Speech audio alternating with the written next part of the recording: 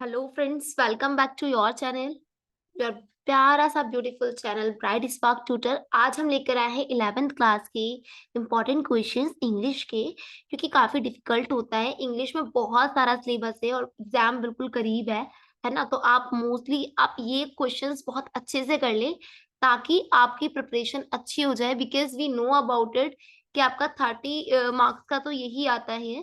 ठीक है, 30 to 35 marks के आपके क्वेश्चन आंसर रहते हैं। ठीक है, 2 बुक हैं, आपको इतनी जल्दी कवर अप कर पाना बहुत मुश्किल होता है, आई नो दैट। इसीलिए मैं लेकर आई हूँ आपके लिए ताज़े-ताज़े questions, right? According to marks weightage, जितने भी मार्क्स वेटेज है उसके अकॉर्डिंग मैं आपको क्वेश्चंस की प्रिपरेशन लेकर आई हूँ। सो फर्स्ट ऑफ ऑल ये वीडियो आप सबको शेयर करेंगे, ठीक है? और सबकी प्रिपरेशन में हेल्प करेंगे। कहते हैं ना, जैसा आप दूसरों के लिए सोचते हैं वैसा ही आपके साथ भी होता है। तो आप अच्छे से प्रिपरेशन करें, इसका मतलब ये नहीं सिर्फ अपने ही करें, बाकी लोगों की भी हेल्प करें, ठीक है? तो ये वीडियो शेयर कर देना, ज़्यादा से ज़्यादा शेयर कर देना अपने फ्रेंड्स ग्रुप में, अपने स्कूल के ग्रुप्स में, स्टडी ग्रुप्स में, ठीक है बच्चे? तो आगे बढ़ते हैं, अब हम स्टार्ट करते हैं अपनी preparation with your important questions of English subjects. पहला क्वेश्चन है आपका, what has happened between the father and son and what is the father design. यानी कि पिता और उसके जो पुत्र था उनके बीच में क्या हुआ और क्या जो पिता है उनकी योजना रही थी, ठीक है? As suggest in the poem father to son, ये पोएम जो है सजेस्ट, जिस पोएम से ये लिया गया है क्वेश्चन वो है फादर टू सन। ठीक है, तो as the suggest in this poem the father to son, a father and his son have had some misunderstandings, यानी कि फादर और बेटे को कुछ अंडरस्टैंडिंग्स थी। As a result the son has left his home, इस वजह से जो सन है, बेटा है, वो घर को क्या कर देता है, उसने छोड़ दिया था अपने घर को। And they both are not talking terms, ठीक है? एंड दोनों ही बातचीत नहीं कर रहे थे, ठीक है? Apparently the son is wasteful and a spendthrift and his father probably had objection to it, जिसकी वजह से जाहिर है कि बेटा जो है फिजूल खर्ची करने वाला था और उसके जो पापा जी थे, मतलब पिताजी थे, शायद उनको इस चीज को लेकर बहुत ज्यादा आपत्ति थी, ठीक है? ऑब्जेक्शन था। किस लिए? क्योंकि बेटा क्या करता था उनका, वेस्टफुल था, बहुत बहुत ज्यादा फिजूल खर्चा करने वाला बच्चा था वो, ठीक है? लेकिन ठीक है, but now after many years the father feels lonely, वो जो आफ्टर काफी मतलब काफी टाइम बाद, काफी सालों के बाद जो पिता है वो अकेलापन महसूस करते हैं और and is ready to forgive him and start life anew with him, और उसके साथ नए सिरे से जीवन शुरू करने की कोशिश करते हैं, तैयारी करते हैं, ठीक है? तो ये था फादर टू सन से कि भाई क्या क्या डिज़ाइन करते हैं, क्या योजना करता है फादर जी बेटे के साथ में, इस आपकी जो पोएम है इसके अंदर। तो भाई जो फादर है और बेटा है वो दोनों आपस में थोड़े अलग हो जाते हैं, क्योंकि बेटे की जो हरकतें हैं वो पापा को नहीं पसंद आती, उसकी फिज़ूल खर्चा करना, ठीक है? इस तरीके से लाइफ़स्टाइल उसको जीना जैसे उन्हें पसंद नहीं आ रहा है। बट उसके बाद उसके जो फादर हैं और उसके जो बेटा है, उन दोनों में आपस में बहुत गैप आ जाता है, जिसकी वजह से वो दोनों बहुत अकेले हो जाते हैं। और फादर को अकेलापन महसूस जब होता है तो वो अपने बेटे को माफ कर देते हैं और दोबारा से नए सिरे के साथ अपना जीवन जीने के लिए योजना बनाते हैं अपने बेटे के साथ। ओके, मिनिमम ये जो क्वेश्चन है आपका आ सकता है बच्चे 3 मार्क्स के अंदर, ठीक है? आगे बढ़ते हैं। How does Millie Crocker Harris make Taplow leaves. Millie है, मिली जो है वो क्रॉकर हैरिस को कैसे टैप्लो को कैसे छोड़ देते हैं, ठीक है? Up learning from Taplow that he was waiting for Crocker Harris, Millie Crocker tells him that he was at the bursar's and might be there for quite some time. यानी कि जो टैप्लो है ये जानने पर कि वह क्रॉकर हैरिस की प्रतीक्षा कर रहा था, यानी कि उसका वेट कर रहा था, ठीक है? तो उसमें भी जो मिल है, क्रॉकर और हैरिस है, उसने बताया उसे, किसको? क्रॉकर हैरिस ने मिली को बताया क्या? कि वह बर्सर में था और हो सकता है कि वो काफ़ी टाइम बाद वहाँ रहेगा, काफ़ी टाइम तक वह वहाँ रहेगा। इसके बाद she suggests that he may leave Taplow. His hesitant and Mr. Crocker Harris and ask him to meet him. इसके बाद वह उसको बताती है, सजेशन देते हैं कि क्या देती है कि वह वहां पर जा सकता है, और क्योंकि वो मिस्टर क्रॉकर हैरिस जो है उनसे उससे मिलने के लिए कहा था उसने, Millie tells him to go away a quarter of an hour then return. वो आप हाफ यानी कि हाफ से भी आप लाइक पौना घंटा आप रुक कर आओ वहां पर और फिर वापस आ जाना। She further assured him that she would take up blame if Mr. Harris is back before Taplow's return. ठीक है, she takes the prescriptions out of the basket and asks him to do a job from Mr. Harris going to be a chemist. Taplow leaves happily. यानी कि उसके बाद भी जो वह उसे बताती है, आश्वासन देती है भाई टैप्लो को, लौटने से पहले ही हैरिस वहां पर आ जाता है, तो वो मतलब ऐसा हुआ कि टैप्लो के लौटने से पहले हैरिस हैरिस आ गए वापस, तो वो इस चीज का भी दोष ले लेगी और टोकरी में एक नुस्खा निकालती है और उसको केमिस्ट के पास जाकर वो हैरिस के लिए काम करने के लिए कहती है। टैप्लो खुशी से फिर चला भी जाता है। ठीक है, इसके बाद आता है आपका question, the author was in a way a little afraid to the stored stuff mister Dorling house after the war. Why? भाई ये वही वाली कहानी जिसमें वो घर ढूंढने के लिए जाती है लड़की, है ना। तो इसमें बोला है कि जब वो ऑथर है, लेखक है, तो किस तरह से युद्ध के बाद भी डॉर्लिंग के घर में भंडारित सामान को थोड़ा देख के डर गया था। ठीक है, क्यों डर गया था, अब इसके बारे में हम पढ़ेंगे। After the war got over, author was afraid and was not very much interested in the stored things and at Mr. Darling's house because they belonged to a person, example her mother, who no more excited looking at those subjects. The author would get reminded of her mother and she thus would become sad recalling her lovely memories of happy times. यानी कि वो देख के बड़ा ही डर गई थी या डर गया था ऑथर जो था, क्यों? क्योंकि वहां पर उसने देखा अपनी माँ से जुड़ा हुआ सामान। हाँ जी, मिस्टर डॉर्लिंग के घर में उसने अपनी माँ से माँ की यादों से जुड़ा हुआ सामान देखा। बहुत ज्यादा एक्साइटेड तो नहीं हुई, पर उसकी मेमोरीज जो थी वो वापस आ गई, जो उसकी मम्मा के साथ उसकी मेमोरीज, उन सामान को देखकर एकदम से उसको याद सी आ गई कि हाँ ये जो टेबल पे कारपेट बिछा हुआ है ये मम्मा ने ही मंगवाया था, लाइक दिस।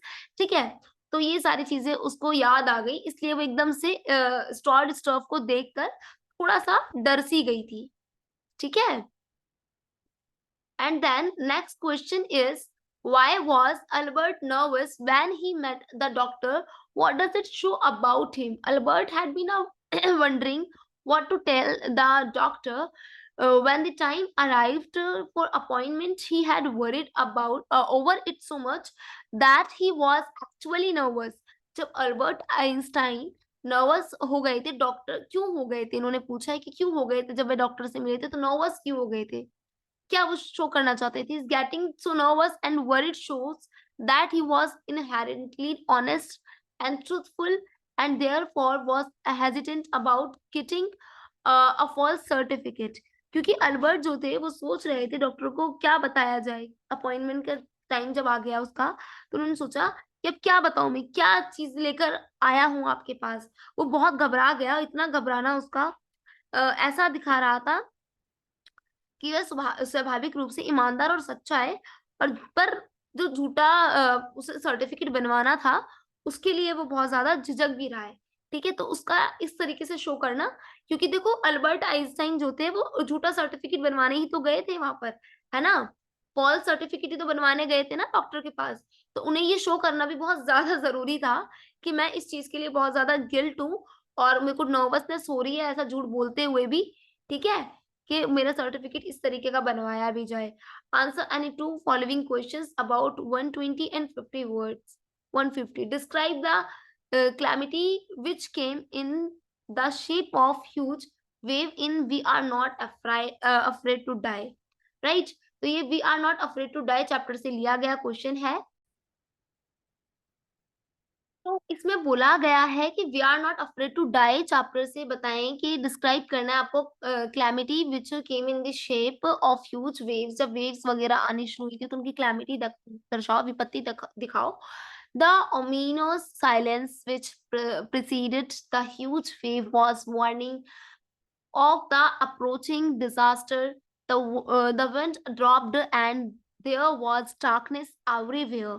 यानी कि एकदम से सब कुछ क्या हो गया, बहुत ज्यादा साइलेंस हो गया और जो वेव्स थी बहुत ज्यादा ऊपर उठने लगी, अप्रोचिंग डिजास्टर के रूप में वो रूप लेने लगी और हवा जो थी वो ड्रॉप हो रही थी, डार्कनेस फैलती जा रही थी, डार्कनेस एवरीवेयर यानी कि अंधेरा छा रहा था। सडनली अचानक there was a fearful roar from behind the sheep and they saw a huge wave towering above them. It was vertical and looking frightening when it fell on the deck. It made a big explosions and a flood of green and white water began to gush over the deck.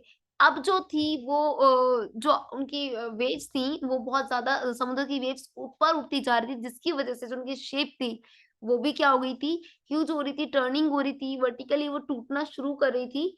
ठीक है। And उसके बाद ये darkness जो छाई जा रही थी, it push the narrator into the wheel and feel that his and was near. जो नरेटर है उनको ऐसा फील हो रहा था कि शायद अब आखिरी वक्त बिल्कुल करीब है। The boat was capsizing and there were broking timbers, clothes, toys, crockeries, charts. अब जो आपकी बोट थी यानी कि इनकी जो बोट थी वो बोट भी टूटती हुई जा रही थी और यहाँ से टिम्बर, क्लोथ्स, टॉयज, एवरीथिंग सारी बिखर गई थी, फ्लोटिंग एवरीवेयर, सब जगह ऐसी तैर रही थी। The electric pump got short circuit. अब जो इलेक्ट्रिक पंप था वो इनका आखिरी सहारा था और वो भी शॉर्ट सर्किट कर गया। And the hand pumps were kept at some unreachable place. The appeared to everywhere on board that they would never see the next day in their life. और ये विपत्ति का दिन बड़ा अजीब था कि उनको लगा था कि शायद वो अगला दिन अपनी जिंदगी का अब नहीं देख सकते हैं। इतनी अजीब अजीब इनके साथ में घटनाएं होने लग गई थी। तो what are the writer views on forest and what is their status in the world? Forests are the place where human life begin. Forests have always supported the life of humans, but humans have used and discarded them and indiscriminately.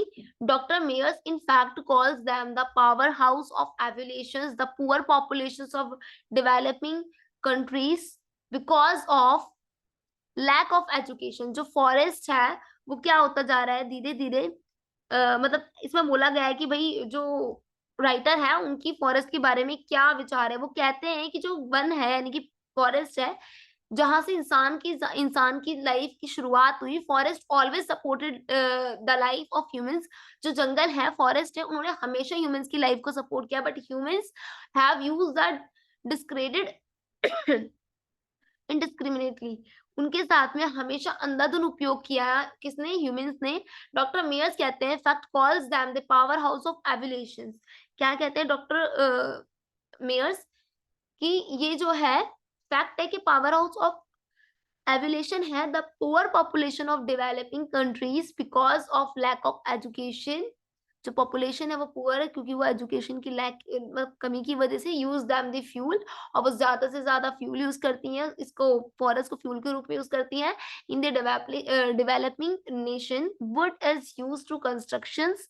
यानी कि ज्यादातर जो विकासशील देश हैं वो क्या करते हैं, आबादी वाले, वो मतलब विकासशील देश हैं वो वुड के लिए से यूज करते हैं, ईंधन के लिए से यूज करते हैं, है ना। ट्रीज बीइंग कट, ट्रीज को काटते हैं। मिस्टर जेम्स स्पेट्स कहते हैं, president of the world resources institute says, क्या कहते हैं कि the jungles are disappearing as fast as an acre and a half per second. मतलब ज्यादा से ज्यादा हर हाफ सेकंड में क्या किया जाता है, जंगलों को काटा जाता है। This is really a shocking revelation in India. Use of cow dung or fuel, right, make the soil loose, a natural manure, ठीक है, manure, and gradually we reach the stage when India would become treeless. शायद हम उस stage का वहां तक पहुंच रहे हैं जहां पर इंडिया क्या हो जाएगा, ट्रीलेस हो जाएगा, जहां पर कोई पेड़ नहीं होगा। ठीक है। तो ये बहुत बड़ी चीज है। A study by satellites and aerial photography over the years has proven this fact. The United Nations has given a warning against deteriorating climate condition and its relations to the disappearing forest cover। यानी कि हमने जो यहाँ पर इनके साथ में भेदभाव किया है पेड़ पौधों के साथ में, जाहिर सी बात है हम पेड़ों को काटते जा रहे हैं, जंगलों को काटते जा रहे हैं। राइटर का कहना है कि अगर हम इसी तरीके से क्या करते रहे, अपने फॉरेस्ट को काटते रहे, जंगलों को काटते रहे, तो शायद हम एक दिन इंडिया को ट्रीलेस कर देंगे। और ट्रीलेस इंडिया का होना इट मीन्स दैट कि हम अपनी जो लाइक बोलते हैं ना कि अपने इन्वायरमेंट को खुद हानि पहुंचाने का काम कर रहे हैं, अपने लिए खुद अंधेरे को बढ़ावा दे रहे हैं। बिकॉज ट्रीज हमारी नीड ही नहीं है। ट्रीज है तो शायद दुनिया है, बिकॉज यहाँ से ही हमारा दुनिया का 100% ऑक्सीजन आ रहा है, जिसकी वजह से आज हम जिंदा है। ठीक है, ना कि सिर्फ हमारी लाइफ बल्कि हमारी इस पृथ्वी को एक अच्छा भरा बनाने के लिए ट्रीज बहुत महत्वपूर्ण भूमिका अदा करते हैं, बहुत इंपॉर्टेंट रोल प्ले करते हैं। बट हम क्या करें, डे बाय डे इनकी जो इम्पोर्टेंस है उसको खोते जा रहे हैं, इनको इग्नोर करते जा रहे हैं। हम एक टाइम ऐसा आएगा फिर हम ट्रीलेस हो जाएंगे, है ना। ट्रीलेस होना मतलब हमारे लिए बहुत खतरे से खाली नहीं है। सो इसीलिए we should grow more and more trees, है ना। हमें सबसे ज्यादा ट्रीज लगाना चाहिए ताकि हम इन चीजों को आगे बढ़ा सकें। सो आगे बढ़ते हैं। Next question is which next question is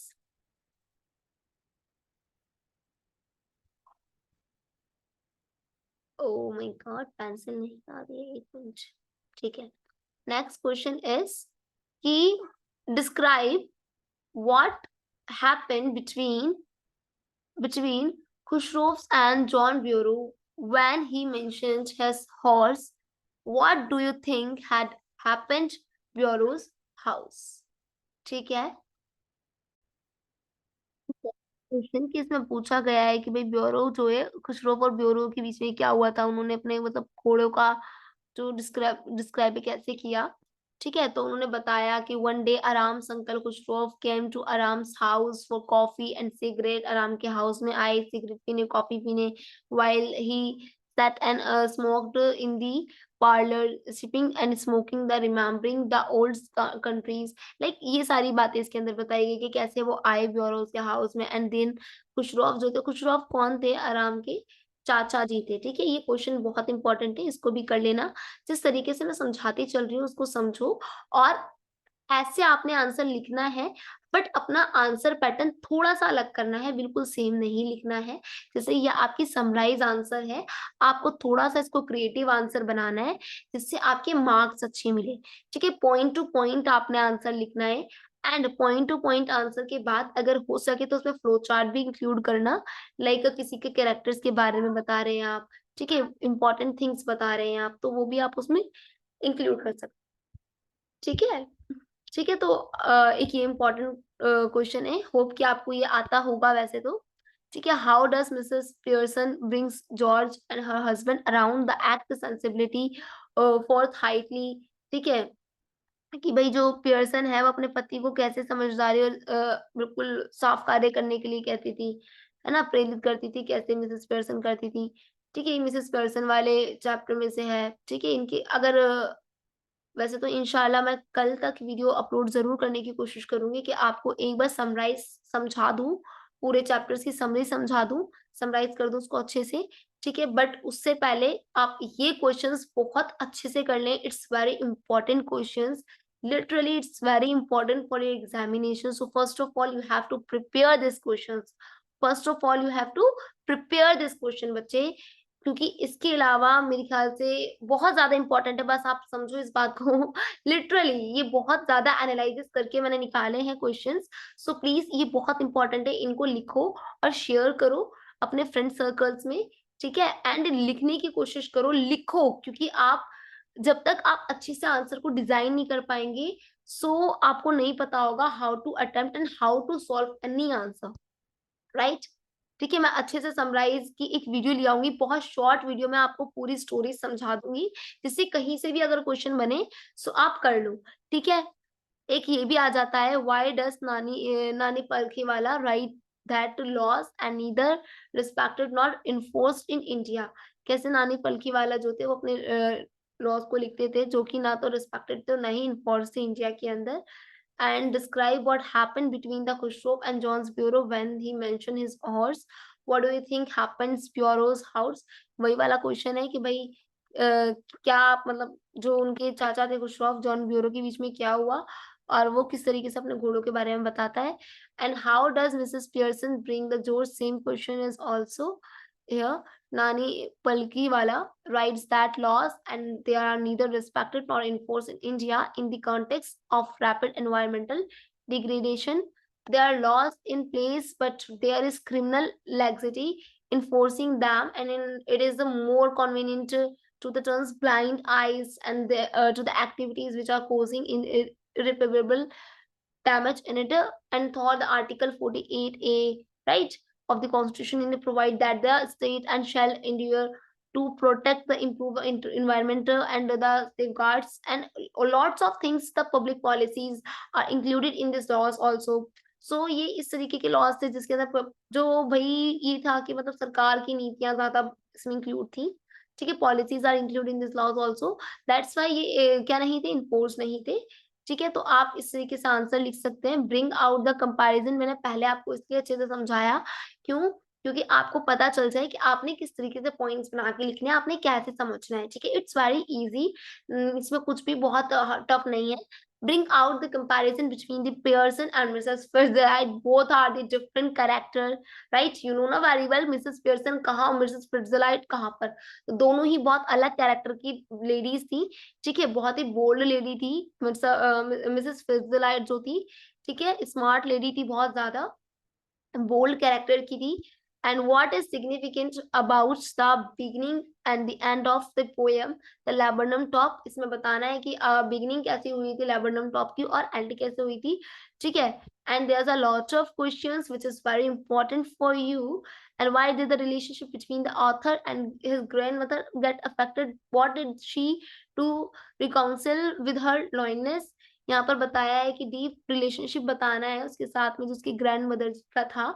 ठीक है, and why do you think Professor Getonde decide never to prized over meetings। ठीक है, important क्वेश्चन है भैया ये वाला।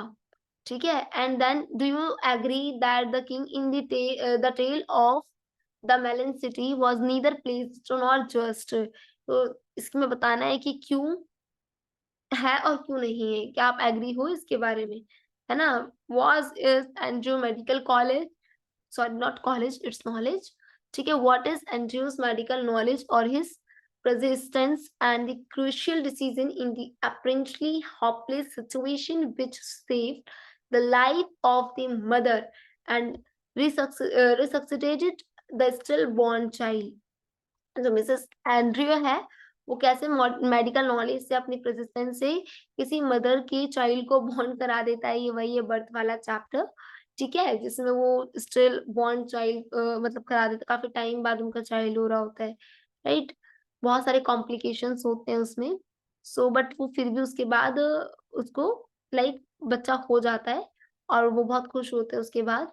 ठीक है, answer I need to what is the relevance of the statement that Tooth moves regally ahead to his countryman his life in and in death। अच्छा, ये जो तुथ वाला चैप्टर है इसमें से एक क्वेश्चन जरूर बनकर आता है भाई। इनके बहुत शॉक्ड था, इनकी कंट्री में ऐसा फील हुआ था कि भाई इनकी रिब्स गायब थी। ठीक है, उनकी ब्रेस्ट की बोन भी गायब थी। तो we don't know about it कि इन पे कोई हमला हुआ था या ये नेचुरल डेथ हुई थी। बट ऐसा फील हुआ हम लोगों को कि जैसे इनकी नेचुरल डेथ नहीं थी। ठीक है, इनको किसी तरीके से मारा गया है।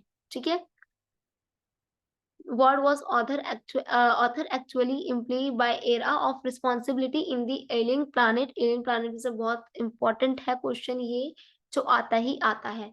सो होप कि आप लोगों को ये क्वेश्चंस आप दोबारा से एक बार देख ले भाई, लिख ले बच्चे, लिख ले, बार बार कह रही हूँ लिख ले, कोशिश करें, प्रैक्टिस करें। अभी आपके पास टाइम है। आज वैसे तो 16 तारीख हो गई है, बट कल तुम्हारा पेपर है भाई, तो प्लीज इट्स वेरी इंपॉर्टेंट कि वही बहुत इंपॉर्टेंट है। मैं कोशिश करूंगी कि आज ही इस वीडियो को डाल दूं, आपकी जो समराइज का मैं कोशिश करूंगी कि आज ही डाल दूं समरी वगैरह सारी।